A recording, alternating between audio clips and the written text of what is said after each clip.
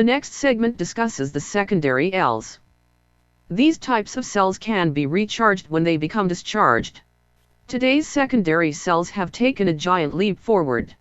The lead-acid type cell used in automobiles, rechargeable alkaline type, nickel-cadmium cells, as well as the nickel-ion cell, often called the Edison cell. The following animations and video describe some of their basic construction and operating principles. The automobile battery is probably the most used secondary cell in the world.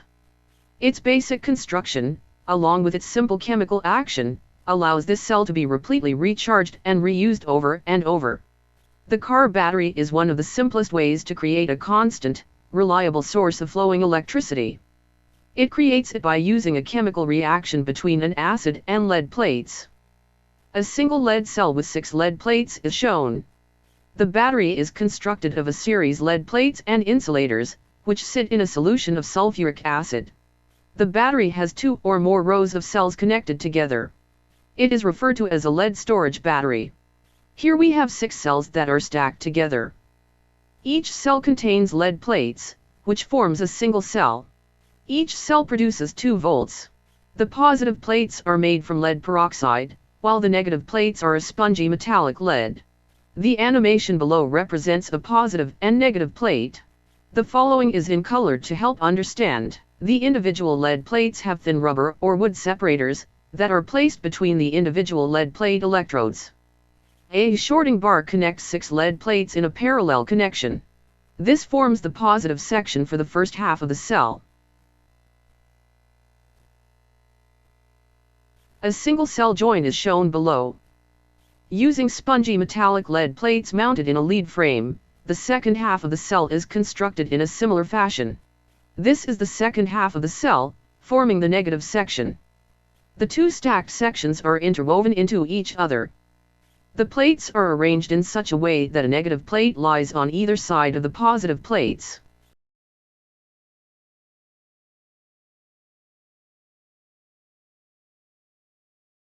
The 2 interwoven sections are prevented from touching one another by thin wooden or hard rubber sheets called spacers or separators. The number of positive plates is equal to the number of negative plates. The stacked single cell section is firmly bound together to allow it to be placed into one of the 6 compartments, or a standard acid-proof, 12-volt battery casing. In order to help explain the chemical action that takes place in the single cell stack, the cell is represented using a color animation. This animation represents the positive and negative electrodes. The individual cells are placed into separate compartments inside the acid-proof battery casing. Each cell will produce 2 volts. Each cell is connected in series, creating a total output voltage of 12 volts. The electrolyte produces charged particles called ions, in order to produce electron flow. An external load is placed across the output leads. The negative plate is made of lead sheet. When producing current, lead atoms of this plate's surface loses electrons, becoming positive lead ions on the lead plates, which now attract negative ions. The positive anode plate is made of lead dioxide, which when formed is lacking electrons. The formed positive lead ions take the electrons from the external circuit, giving energy transfer. The chemical reaction continues as long as the plates are in the solution of sulfuric acid. In order to create a large amount of current, the plates are arranged so that there is a lot of plate surface in contact with the solution. In a typical 6-volt battery, it has 3 cells connected in series. These 3 cells sit in individual compartments in acid, producing 2 volts each. In a 12-volt battery, there are 6 cells connected in series. The 6 cells sit in individual compartments in acid, producing 2 volts each. The following video from our DVD series Servicing Techniques of Electric Apparatus shows the internal construction of a used car battery. Safety precautions labels should be observed when handling any car battery. Always wear safety glasses.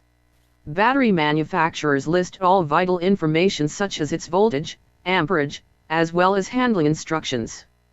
The battery consists of 6 separate cells, each with its own vent hole and a green eye electrolyte detector. Looking inside the battery casing, we see individual cell compartments that contain the individual cell plates and electrolyte solution. The green eye detector indicates the condition of the electrolyte solution inside the battery. It is mounted in the outer shell of the casing. In order to view the individual cells, the acid electrolyte solution is removed. Always wear proper safety equipment. Here we see the 6 individual cells that are completely exposed when the vent cover is removed. The positive and negative terminals, as well as the series cell connections, are completely exposed. The series connections are shown with a yellow star. The series cell connections between the individual cells are corroded. The individual plates in each cell are also deteriorated. In order to better view the stacked cell pack, the side of the casing is removed. Here the whole individual cell and its plates are exposed. Here we see the stacked cell removed from the battery's casing. The plates are connected so as to provide a positive terminal and a negative terminal. Here we see the empty cells compartment from which the cell was removed. And the remaining stacked cells and casing is littered with lead pellets and debris. The condition of the lead battery's electrolyte is determined by using a hydrometer. It measures the specific gravity of the acid. The sulfuric acid, in a fully charged battery, would indicate a reading of 1.26 to 1.30. A discharged battery would show a reading of 1.12. Always follow the directions supplied with the hydrometer to give an accurate reading. Always wear safety glasses. The following animations describe some of the newer generation of batteries that are being manufactured. The animations show some of the basic materials used as well as the manufacturing techniques. The actual internal materials used in these batteries are again a well-guarded secret. The manufacturing techniques vary from manufacturer to manufacturer. Another secondary or rechargeable cell is the nickel-cadmium battery. It is made using the metals, nickel, and cadmium. Hence the name NICAD battery. A new form of battery that develops higher voltage is the lithium ion. Its parts are shown. The lithium battery is enclosed in a pressurized metal jacket that has a built-in pressure relief valve.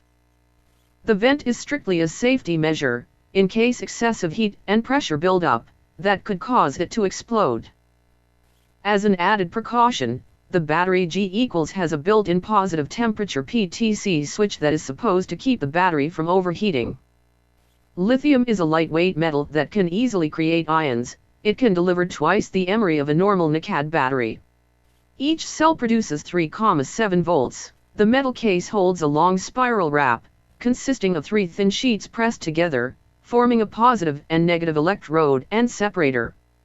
The battery is used in most laptop computers, MP4 players, and cell phones, camera, and tools. Secondary cells depend on a recharging process which is simply done by forcing electric current from an external source back into the discharged battery.